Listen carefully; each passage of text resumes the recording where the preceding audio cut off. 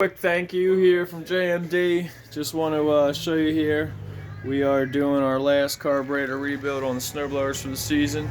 So it is blessed. We're getting ready to start the spring rush. We've already pushed a couple mowers out.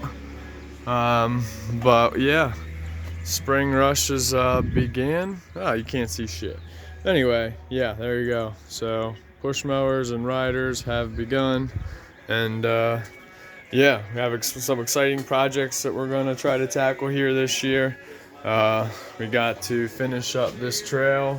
We got drill bits coming in today for that. And then we got this moped, which I'm not 100% sure what we're going to do there. We got that DR200 here.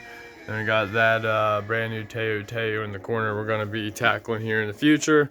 Might be finishing up an oil change on this guy. Have to call the customer, see if he wants to proceed there. We got some tires to mount over there next week with my buddy Matt. Yeah, there's just things going on, so we got to keep it moving. Up there's John Deere up there. You can't really see. It's kind of like right there-ish. Right there.